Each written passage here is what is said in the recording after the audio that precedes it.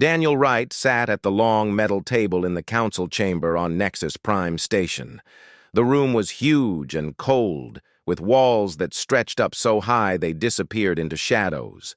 Around him sat creatures from 16 different worlds, all staring at the humans like they were something unpleasant stuck to their shoes. Daniel had been coming to these meetings for 3 months now, and each day the aliens treated his people worse than the day before. The Kythera looked like giant insects with too many arms and eyes that never blinked. Their leader clicked and buzzed when he talked, and the translation machine made his words sound sharp and angry. The Vorthon were made of living crystal that caught the light and threw rainbows across the room, but their beauty hid cold hearts. The Nephilim floated in their gas suits like living clouds, speaking in whispers that somehow sounded like threats. Daniel kept his face calm even though his hands wanted to make fists under the table. Admiral Lisa Kane sat next to him, her military, uniform crisp and her back straight. She had warned him this morning that her patience was running thin. Captain Jake Morrison and Dr. Amy Collins completed their small group, representing the best of humanity among the stars. Speaker Zeth Kalar rose from his crystal throne at the head of the table. Light danced through his body as he spoke, but his words were ice-cold. "The primitive species known as humans have presented their proposals," he said, making the word primitive sound like an insult. "We have reviewed their requests and find them amusing at best, dangerous at worst." Daniel had spent weeks preparing those proposals. Trade agreements that would help everyone, defense pacts to protect smaller worlds, research sharing that could advance all their sciences. The humans had already proven themselves valuable partners, building the technology that kept half the galaxy connected. But the aliens acted like humans were begging for scraps. "The Galactic Council has decided," Zeth Kalar continued, "that humanity lacks the wisdom to participate as equals in galactic civilization. You are too young, too chaotic, too unpredictable. Your emotions cloud your judgment, and your tendency to form bonds with multiple species shows a lack of proper loyalty." The Kythera representative rose on his 6 legs, chittering rapidly. The translator crackled to life. "The insect spawn suggests that human space be divided among the more responsible species. The Kythera Collective volunteers to oversee the outer colonies, while the Vorthon hegemony manages your inner worlds. This will ensure proper guidance for your primitive civilization." A cold silence fell over the room. Daniel felt something break inside his chest, not from sadness, but from pure rage, carefully controlled. He looked at Lisa and saw her jaw muscles twitching. Amy had gone pale, while Jake's hand moved slowly toward his sidearm before he caught himself. The Nephilim floated forward in their environmental suits. "The gas dwellers agree," their whispered voice filled the room. "Humans show promise but lack discipline. Under proper supervision, they might one day earn junior membership in galactic society. We suggest a probationary period of perhaps 50 years.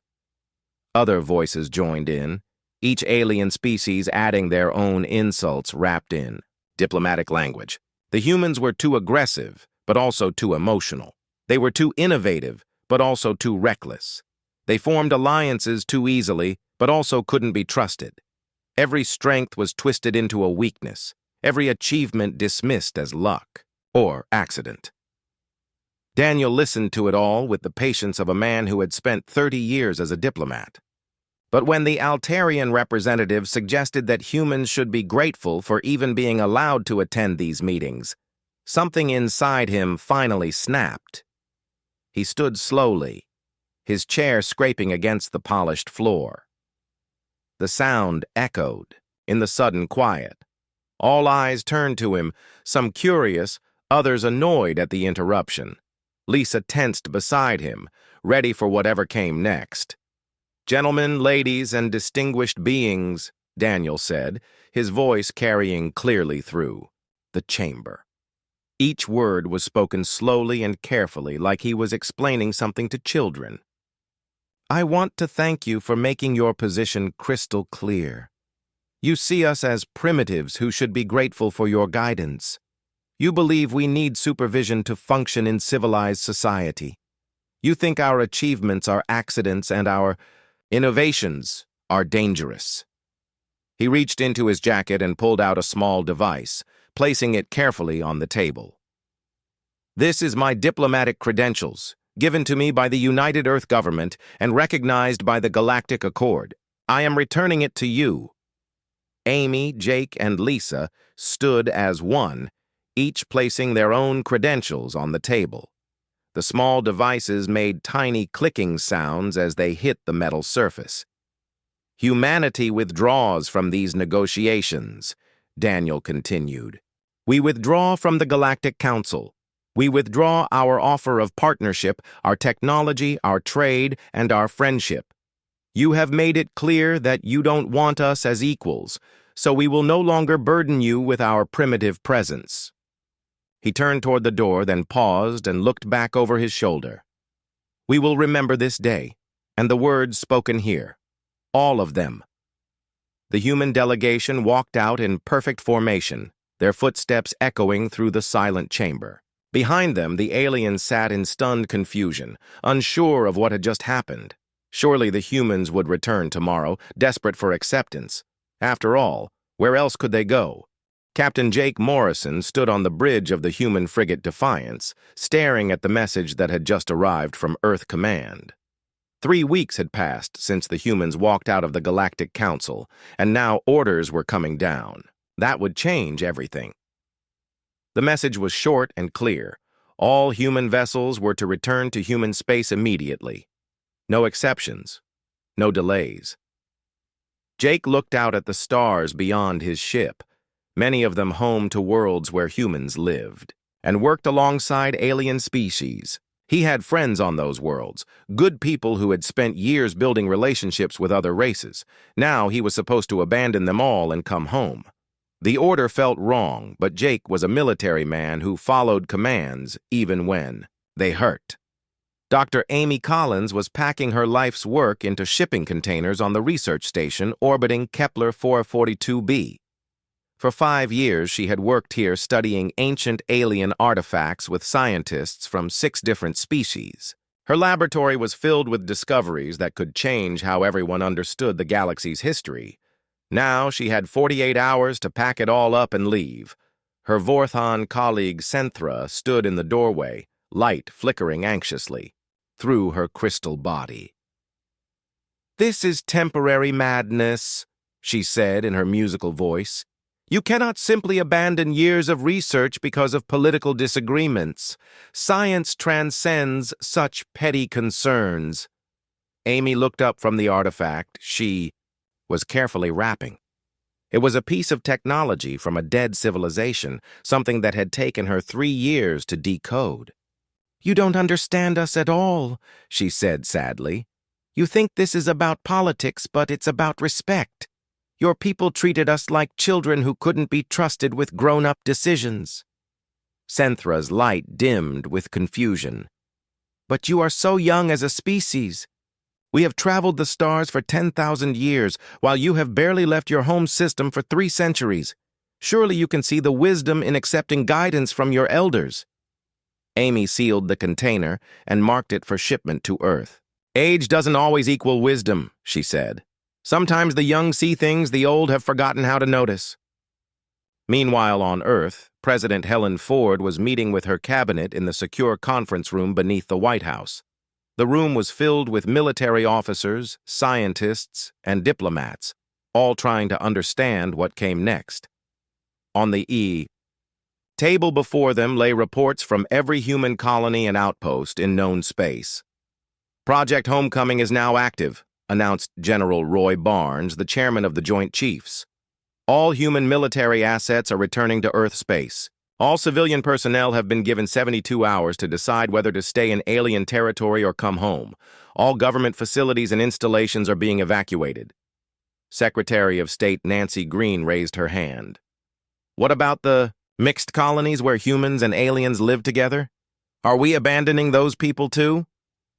President Ford's face was stone. "Anyone who wants to come home can come home.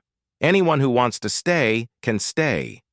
But no more official human presence in alien space. No more trade agreements, no more joint projects, no more shared technology. If they want to treat us like children, then we'll remove ourselves from their sight entirely. The evacuation began within hours. Human engineers started shutting down the quantum relay stations that connected 17 different star systems. These stations had been humanity's gift to the galaxy, allowing instant communication across vast distances. Without them, messages between distant worlds would take years to travel. Commander Tony Russell oversaw the shutdown of the Meridian Defense Grid from his command post on Luna. The grid was a network of automated weapons platforms that protected the galactic core from pirates and hostile aliens. Humans had designed and built the entire system, and only humans knew how to maintain it properly. Now those humans were going home. "Sir," said Lieutenant Carol Davis, monitoring alien communications, "we're getting hundreds of messages from alien governments asking about maintenance schedules. They want to know when our crews will return to service their equipment." Tony looked at the list of shutdown procedures scrolling across his screen. "Tell them that's no longer our concern. They wanted independence from human influence, now they have it." Dr. Kevin Walsh was the last human administrator on Vega Colony, a research station where 15 different species worked together on advanced physics projects. He spent 3 days training his replacement, a Nephilim scientist named Ithgor, who floated in his environmental suit like a living storm cloud. "The fusion reactors require calibration every 18 hours, Kevin explained for the third time. "The alien systems don't talk to each other naturally, so you need to manually adjust the interface protocols. The computer will tell you the readings are normal, but you have to watch for the harmonic fluctuations that show stress in the crystalline matrix." Ithgor's gaseous form swirled with irritation. "These procedures seem unnecessarily complex. Surely we can simplify them using standard Nephilim atmospheric processing techniques." Kevin sighed and pointed to the massive reactor complex visible through the observation window. "That's not how it works. The Kethera bioprocessors, the Vorthon, crystal computers, and the human fusion systems were never designed to work together. It took us years to figure out how to make them cooperate. You can't just apply one species' solution to everyone else's technology." But Ithgor was already dismissing Kevin's concerns with the confidence of someone who had never actually tried to make incompatible systems work together. Kevin finished his handover reports and packed his bags, knowing he would probably never see Vega Colony again. Across the galaxy, similar scenes played out on dozens of worlds. Human merchants closed their businesses and loaded their goods onto freighters bound for Earth space. Human teachers said goodbye to alien students who begged them to stay. Human doctors handed over medical facilities to alien colleagues who had never learned human healing techniques. The economic impact hit first. Trade routes that depended on human-built relay stations began experiencing delays and failures. Automated systems that required human maintenance started breaking down. Colonies that imported human food and medicine found their supply lines cut off overnight. On Nexus Prime Station, Speaker Zethkaller called an emergency council session. The chamber felt strangely empty without the human delegation. "This tantrum cannot be allowed to continue," he declared, light flashing angrily through his crystal body. "The humans will realize their mistake and return within days." But days turned into weeks, and still no word came from human space. The aliens sent messages offering trade deals and research partnerships, but their communications disappeared into the void without response. It was as if humanity had simply vanished from galactic civilization, leaving behind only empty buildings and silent machines. 6 months had passed since the humans left, and Captain Roy Barnes watched the Arcturus shipping lane collapse from the bridge of his survey ship Explorer. The quantum resonance amplifiers that kept the hyperspace corridor stable were failing. One by one, their human-designed systems falling apart without proper maintenance. Dozens of alien ships drifted helplessly in normal space, their crews sending increasingly desperate distress calls. Roy stood at the edge of human territory, his orders crystal clear. Observe, but do not help. He watched a Kythera cargo vessel spin slowly through space, its biomechanical hull cracked and leaking atmosphere. The insect-like crew inside were probably dying, but Roy kept his hands off the controls. The aliens had wanted independence from human interference, and now they had it. "Captain," said Communications Officer Linda Parker, her voice tight with emotion. "The Kythera ship is broadcasting on emergency frequencies. They're asking for immediate assistance with life support failure." Roy looked at the tactical display showing 16 alien vessels stranded in the dead space between stars. Some had been drifting for weeks now, their crews slowly suffocating as their air recyclers failed.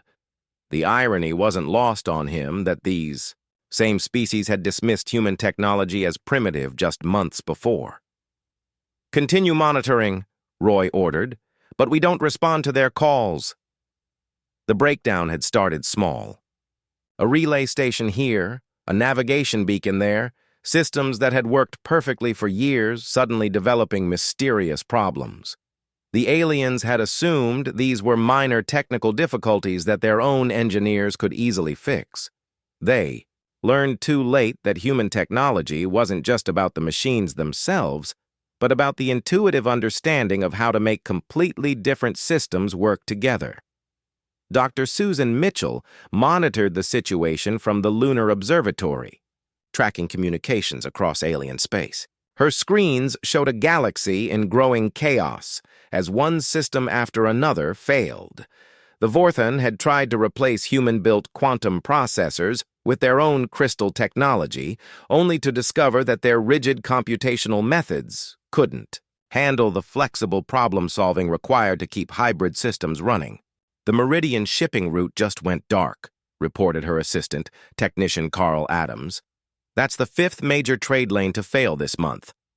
Susan pulled up the galactic trade map on her main screen. Red zones spread across the display, like an infection, marking routes and systems that had gone offline. The aliens had built their entire civilization on a foundation of human integration work, but they had never bothered to understand how that foundation actually functioned. On Vega Colony, the problems had started 3 days after Kevin Walsh departed. Ithgor, the Nephilim administrator, discovered that the station's power grid was far more complex than anyone had realized. The fusion reactors, crystal computer cores, and biomechanical processors had been carefully balanced by human engineers, who understood how each alien technology worked and how to make them cooperate. Ithgor floated frantically through the station's corridors as alarms wailed throughout the facility. The harmonic fluctuations Kevin had warned about were tearing the crystalline matrix apart, but none of the Nephilim techniques for atmospheric processing could solve the problem. The Kythera bioengineers insisted their organic solutions would work, while the Vorthan crystal shapers demanded they be allowed to replace the entire system with pure crystal technology. "The fusion containment is destabilizing," announced Dr. Zixtal, a Vorthan scientist whose crystal body flickered with panic colors. "If we cannot restore harmonic balance within 6 hours, the entire station will be destroyed." But none of them spoke the same technical language. The Kythera thought in terms of biological adaptation and growth. The Vorthan approached problems through crystalline mathematics and rigid structures.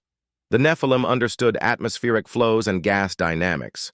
Only humans had developed the mental flexibility to translate between these completely different ways of thinking about technology. The evacuation of Vega Colony began 4 hours later when it became clear that no one could solve the cascade failures, racing through the station's systems. 15 different species abandoned their life's work and fled in escape pods, leaving behind one of the galaxy's most advanced research facilities to drift as a dead hulk in space. Similar disasters struck across known space. The Centauri manufacturing complex shut down when its hybrid assembly lines couldn't be repaired. The Rigel communications hub went silent when its quantum entanglement network collapsed. The Perseus mining station was abandoned after its alien human Integrated systems began exploding without warning. Admiral Connor Hughes tracked the spreading chaos from Earth's Space Defense Headquarters. Each red dot on his tactical display represented a critical system that had failed without human maintenance. The aliens were learning a hard lesson about the difference between using technology and actually understanding it. "Sir," reported intelligence. "Officer Kate Williams, we're picking up emergency transmissions from the Galactic Council. They're calling for immediate technical assistance from any available human engineers." Connor studied the tactical display showing the expanding zones of system failures. "Any response from our government?" Kate shook her head. "President Ford's instructions remain unchanged. We observe and record, but we don't intervene. The aliens wanted to handle their own affairs without human interference." The first alien delegation arrived at the edge of human space 3 weeks later. A small Vorthan ship approached the defense perimeter and requested permission to enter. When the human patrol vessels asked about their intentions, the Vorthan captain's response was transmitted across all military channels. "We come seeking technical assistance," the crystal being admitted, its voice carrying a humility that aliens had never shown before. "Our systems are failing, and our people are dying. We need human engineers to help us understand what has gone wrong." But the patrol commander's response was polite and final. "Human space is closed to alien vessels by order of the Earth government. Please return to your own territory." The Vorthan ship hung motionless at the border for 6 hours before finally turning away. As it departed, long-range sensors detected similar alien vessels approaching human space from 7 different directions. Word was spreading through the galaxy that only humans could fix the growing disasters, but the humans were no longer answering calls for help. Dr. Ben Foster, Earth's chief xenosociologist, watched the recordings of alien communications with growing interest. The tone had changed completely from the arrogant dismissal of 6 months ago. Now the aliens spoke with desperation, fear, and for the first time in galactic history, genuine respect for human capabilities. "They're starting to realize what they lost," he told President Ford during their weekly briefing. "Not just our technology, but our approach to problem solving. We were the only species that could see the big picture while still understanding the details." President Ford nodded grimly. "Good. Let them think about that for a while longer. Maybe next time they'll remember that respect has to flow both ways." 1 year after the humans left, Admiral Connor Hughes watched from the bridge of the battleship Victory as alien fleets tried desperately to coordinate their response to the Draconis Nebula crisis. 3 star systems were now under threat from a containment breach at the abandoned research facility, and the alien military forces couldn't agree on basic tactical procedures. The Kythera wanted to use biological weapons to consume the spreading energy cascade, while the Vorthon insisted on building crystal barriers to contain it. Meanwhile, the Nephilim proposed atmospheric manipulation that would take months to implement. Connor observed the chaos through long-range sensors, noting how each alien fleet operated according to completely different command structures and tactical doctrines. The Kythera moved in swarm patterns like insects. The Vorthon maintained rigid geometric formations, and the Nephilim flowed like living clouds through space. When humans had been part of galactic civilization, their military doctrine had somehow managed to integrate all these different approaches into unified battle strategies. Now the aliens were learning how impossible that integration had been. "Sir," reported Tactical Officer Sandra Lopez, "the Kythera 3rd Fleet just opened fire on a Vorthan cruiser. They claim the crystal ship was blocking their attack formation." Connor shook his head as he watched the alien alliance fall apart in real time. "Any casualties?" The Vorthan ship suffered crystal fractures but no hull breach. Both fleets are now maneuvering for combat positions instead of focusing on the actual crisis. The breakdown of galactic civilization had accelerated over the past 6 months.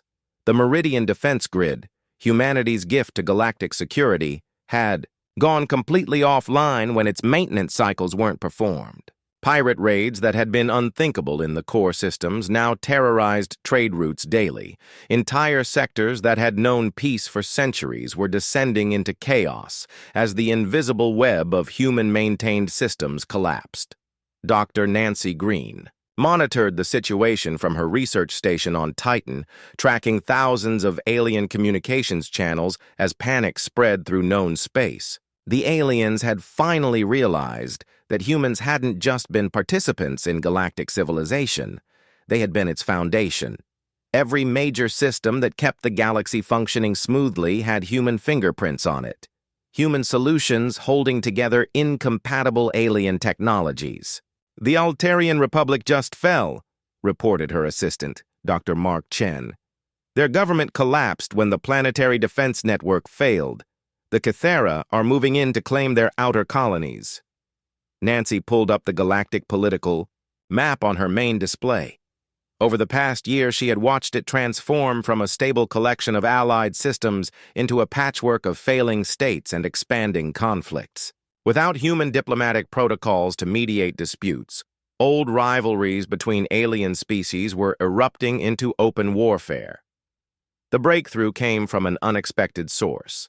HFY, a young Cathera scientist working alone in the ruins of the Vega Colony Research Station, accidentally discovered a cache of archived human research data that Kevin Walsh had left behind. The files were protected by human encryption, but HFY's determination to understand the station's failures drove him to spend weeks breaking the codes. What he found changed everything. The archived data didn't just contain technical specifications and maintenance procedures. It contained years of human research into what they called integration theory, a completely new approach to technology and society that no alien species had ever developed. The humans hadn't just been good at fixing machines.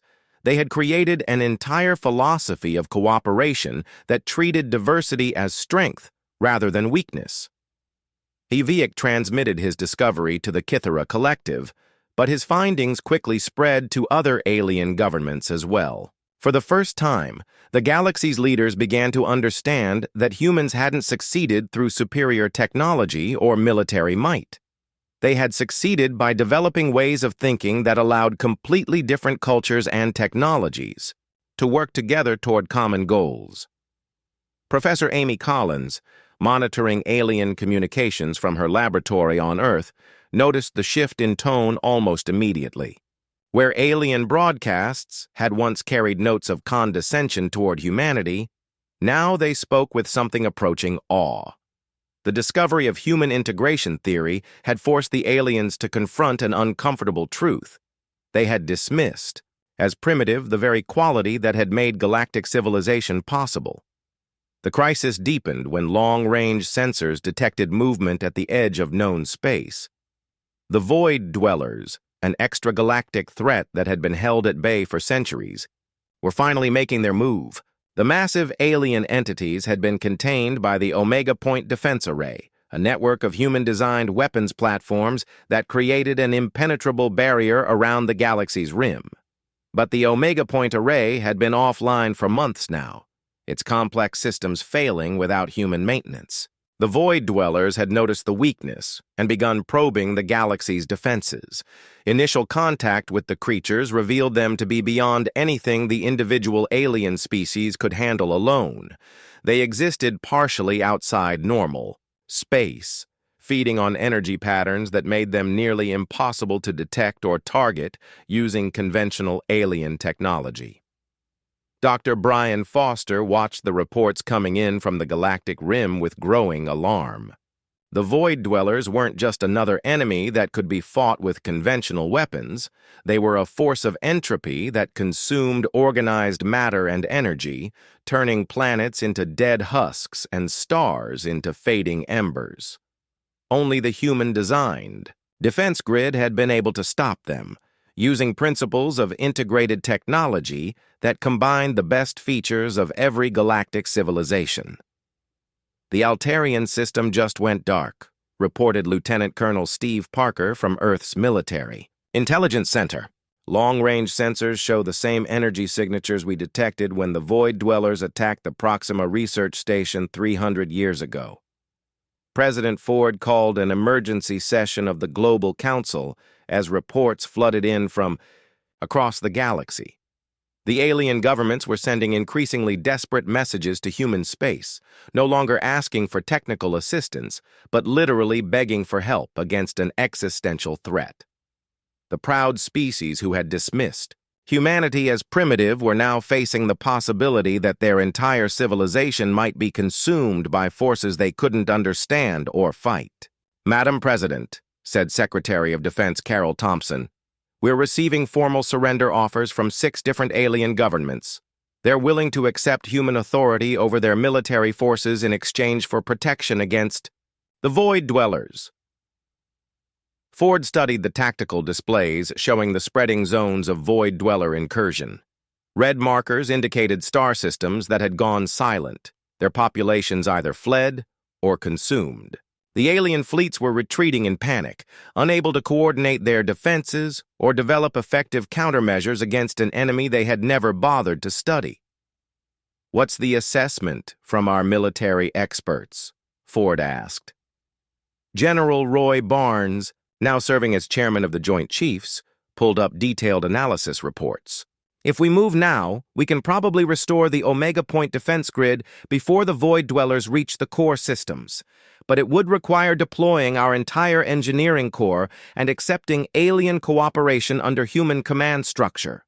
Ford looked around the room at her advisors, seeing the weight of decision in their faces. The aliens had spent a year learning hard lessons about respect and cooperation.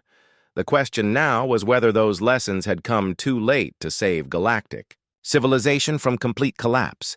Chancellor Maria Lopez stood in the communications center on Luna, surrounded by screens showing desperate messages from across the galaxy. The proud Vorthon hegemony was offering to share their most guarded crystal technology secrets in exchange for human engineering assistance. The Kithara Collective had abandoned their rigid hierarchy and started adopting human-inspired flexible command structures. The Nephilim Conclave was begging for someone, anyone, to help them understand why their atmospheric processing plants were failing. Maria had been Earth's new liaison to the galactic community for 6 months now, and every day brought more evidence of how completely alien civilization was falling apart. The messages weren't just requests for help anymore. They were formal apologies accompanied by detailed admissions of past mistakes. The tone had shifted from desperate to genuinely humble as alien leaders finally understood what they had lost. Ambassador Sam Carter was overwhelmed at the Centauri Republic, a minor human colony that had maintained limited trade with nearby alien systems. His small diplomatic office had become the galaxy's most important location as alien representatives lined up for days just to speak with a human official. The waiting area outside his office looked like a museum of galactic diversity, with creatures from dozens of worlds sitting together in uncomfortable silence. "Ambassador," said his assistant, Lieutenant Commander Frank Rodriguez, "Princess Yith-Ara of the Nephilim Conclave is requesting an immediate audience. She says it's about a formal state apology." Sam looked up from the stack of diplomatic pouches, covering his desk. Each one contained increasingly generous offers from alien governments who were finally realizing that respect couldn't be demanded. It had to be earned. Trade agreements that would have been unthinkable a year ago, research partnerships on equal terms, even offers to share military technology that aliens had guarded jealously for centuries. "How many does that make today?" Sam asked. Frank checked his schedule tablet. 14 formal delegations, 23 emergency requests, and 47 messages from governments offering to restructure their relationships with humanity. The Altarian Republic is offering to make English one of their official languages. The breakthrough came when Princess Yithara took an unprecedented step that shocked the entire galaxy. She traveled personally to the Sol system in her personal ship, marking the first time in 3 centuries that an alien head of state had entered human space without invitation. Her gaseous form, contained in an elegant environmental suit decorated with the symbols of the Nephilim royal house, appeared before the United Nations Assembly in New York. The assembly hall fell silent as the alien princess floated to the speaker's podium. Her translated words carried through the chamber with the weight of genuine regret. "We were wrong," she declared, her voice barely above a whisper but somehow filling the entire space. "We saw your diversity as weakness when it was your greatest strength. We saw your adaptability as lack of focus when it was the key to everything we accomplished together." Secretary General David Kim watched from his seat as the alien royal continued her formal apology. "We didn't understand that your ability to see connections between different ideas, different technologies, different species was what made galactic civilization possible. We thought we were the teachers and you were the students, but we were blind to our own ignorance." The princess paused, her gaseous form swirling with colors that human scientists had learned indicated deep emotional distress among her species. "Our worlds are dying because we cannot maintain the systems you built for us. Our people are fighting wars we cannot end because we lack the diplomatic skills you brought to our councils.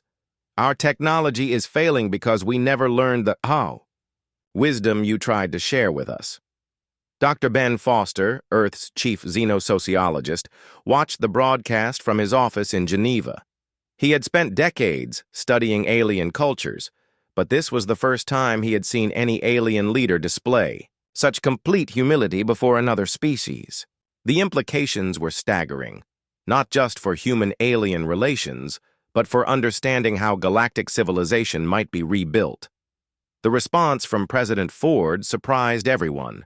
Instead of immediately accepting the apologies or rushing to fix the aliens' problems, she proposed something that had never been attempted in galactic history: a complete restructuring of interstellar civilization based on true equality and mutual respect rather than the traditional hierarchy of older species guiding younger ones. "Princess Yathara," President Ford said in her response broadcast across the galaxy, "your words show wisdom that was missing from our previous interactions. But apologies alone cannot rebuild what has been broken.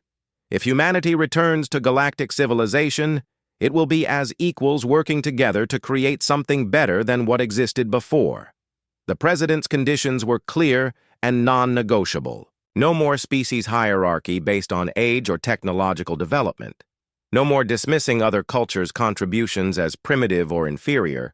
No more expecting any one species to be grateful for acceptance into a club controlled by others. The new galactic civilization would be built on cooperation between equals, or it wouldn't be built at all. Captain Jake Morrison, now commanding the exploration vessel Discovery, monitored alien communications as news of Ford's proposal spread through known space. The response was immediate and overwhelmingly positive. Government after government announced their willingness to accept the new terms, even species that had never shown flexibility in their thinking before. "Captain," reported Communications Officer Betty Chen, "we're receiving formal acceptance. Messages from the Vorthan Hegemony, the Cathera Collective, and the Andorian Trade Union. They're all agreeing to the restructuring terms without modification." Jake studied the message logs streaming across his screens. A year ago, these same governments had been insisting that humans needed guidance and supervision. Now they were acknowledging that their traditional approach to interstellar relations had been fundamentally flawed from the beginning. The Void Dweller crisis provided the first test of whether genuine cooperation was possible. As the extragalactic entities pushed deeper into known space, consuming entire star systems, the aliens finally began working together under human coordination. Kithara biotechnology provided new weapons designs. Vorthon crystal computers coordinated. The defense networks and Nephilim atmospheric specialists offered crucial intelligence about the invaders' weaknesses. Dr. Kelly Adams worked around the clock at the Lunar Research Center, developing the theoretical framework for what they were, calling the New Galactic Compact. The document represented more than just a treaty. It was a completely new approach to interstellar civilization that treated diversity as an asset rather than a problem to be managed. The key insight, Kelly explained to President Ford during their weekly briefing, is that humans didn't succeed because we were better than other species. We succeeded because we developed ways of thinking that allowed us to appreciate what each species did best and find ways to combine those strengths.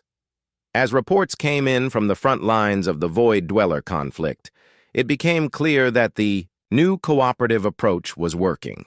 For the first time in galactic history, multiple alien species were not just fighting alongside each other, but actually adapting their tactics and technologies to complement each other's strengths. The results were better than anything achieved by any single species fighting alone.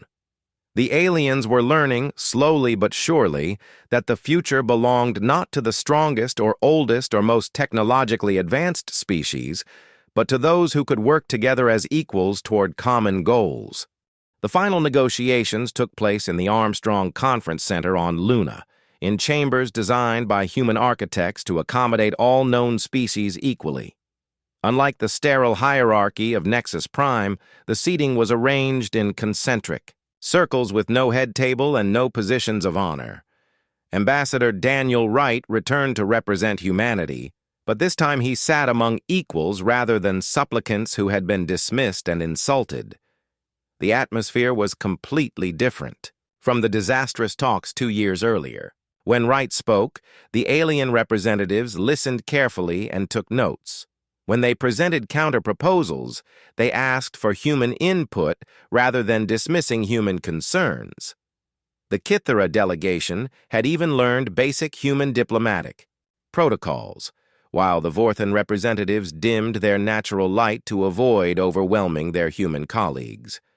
Commander Tony Russell oversaw security arrangements as representatives from across the galaxy gathered in the human-built facility. His troops worked alongside alien security forces who had requested training in human crowd control methods. The cooperation was remarkable to witness. Species who had been at war with each other just months before now coordinated their efforts seamlessly under human guidance. Dr. Kelly Adams presented the new Galactic Compact to the assembled delegates, a document that represented 2 years of careful research and negotiation. The framework emphasized shared knowledge rather than hoarded secrets, integrated command structures rather than rigid hierarchies, and rotating leadership based on expertise rather than species status. Every major principle had been tested during the successful defense against the Void Dwellers. The old system failed because it was built on the assumption that age equals wisdom and that diversity creates weakness, Kelly explained to the mixed audience of aliens and humans. The new system recognizes that innovation comes from combining different perspectives and that true strength emerges from cooperation between equals. Speaker Quill Nth, the young Vorthan who had replaced the disgraced Zeth Kalar, rose to address the assembly. Her crystal body glowed with colors that human xenobiologists had learned indicated deep respect and humility. The Vorthan hegemony formally accepts the new Galactic Compact and acknowledges our past failures in understanding human value to our civilization. Similar declarations came from every major alien government. The Kithera Collective admitted that their rigid hierarchy had prevented them from learning from human flexibility. The Nephilim Conclave acknowledged that their dismissive attitude had blinded them to human innovation. Even minor species that had barely participated in the original negotiations stood to formally apologize for their silence when humans were being insulted. The Void Dweller crisis had served as the perfect test of the new cooperative framework. Admiral Lisa Kane, now serving as the first human-alien integrated fleet commander, coordinated the final assault on the extragalactic invaders from the bridge of the newly designed vessel Harmony. The ship itself represented everything the new paradigm stood for. Not built by any single species, but collaboratively designed with each race contributing their greatest strengths. The Harmony's hull incorporated Kithera bioadaptive armor that could heal itself when damaged. Its computational systems used Vorthon crystal matrices, enhanced with human intuitive programming. The life support systems relied on Nephilim atmospheric expertise, modified to work in the vacuum of space. 12 other alien technologies had been seamlessly integrated using human coordination methods. All fleet units report ready for final assault, announced Communications Officer Rachel Green from her station aboard the Harmony. The Void Dweller main force is concentrated around the Omega Point defense station they captured. Lisa studied the tactical display showing the combined fleet of human, Kythera, Vorthon, and Nephilim vessels. Each ship type brought unique capabilities to the fight, but more importantly, their crews had learned to think and fight as a unified force rather than competing factions. The integration training had taken months, but the results exceeded everyone's expectations. The battle itself lasted only 6 hours, but it represented a complete transformation of how galactic military forces operated. Human tactical doctrine provided the strategic framework, but alien innovations supplied the tools for victory. Kythera bioweapons consumed the Void Dweller's energy matrices. Vorthon crystal barriers contained the creature's reality warping effects, and Nephilim sensor networks tracked enemies that existed partially outside normal space. When the last Void Dweller entity was destroyed and the Omega Point defense grid came back online under human supervision, the victory belonged to everyone equally. No single species could claim credit for saving galactic civilization because it had truly been a team effort from beginning to end. President Helen Ford made the announcement that would echo through history from the same United Nations chamber, where Princess Yathara had delivered her apology. Today marks not just humanity's return to galactic civilization, but the birth of something entirely new. We don't just welcome our alien friends back into partnership with us. We acknowledge that together we have created something greater than any of us could achieve alone. The new galactic government established its headquarters on Luna in facilities, designed to accommodate all member species equally. The rotating council leadership ensured that no single species could dominate others, while human integration specialists helped coordinate policies between cultures that had previously been unable to work together effectively. Dr. Ben Foster established the first integrated education system in galactic history, with schools on dozens of worlds where children from multiple species learned together.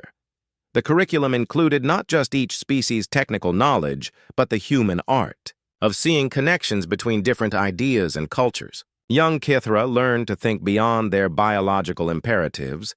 Vorthon children discovered the value of flexibility over rigid structure, and Nephilim students explored concepts that existed outside their atmospheric origins. The transformation wasn't immediate or universal.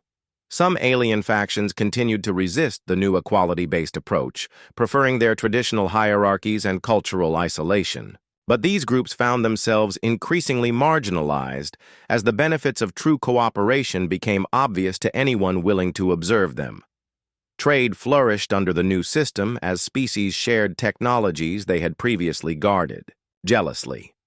Scientific advancement accelerated when researchers from different cultures combined their unique perspectives on universal problems. Military cooperation reached levels that had been impossible under the old hierarchy, creating a defense network that could handle threats no single species could face alone. 5 years after the new Galactic Compact was signed, children who had never known the old system of species hierarchy were growing up in integrated communities across hundreds of worlds. They spoke multiple languages fluently, understood different cultural perspectives instinctively, and solved problems by automatically combining insights from various traditions. Ambassador Wright, now serving as Earth's permanent representative, to the Galactic Council, often stood in the observation deck of the Luna headquarters, watching ships from dozens of species dock together in perfect coordination. The sight never failed to remind him of how far they had all come from that terrible day, when the aliens had dismissed humanity as too primitive for equal partnership. The lesson learned wasn't just about human exceptionalism or alien arrogance. It was about the power of cooperation, the value of diversity, and the danger of letting pride blind entire civilizations to their interdependence. Humans had proven their worth not by conquering or dominating other species, but by showing them how to work together as equals toward goals that benefited everyone. The galaxy was finally at peace, not because one species had imposed order on the others, but because all species had learned to create harmony together.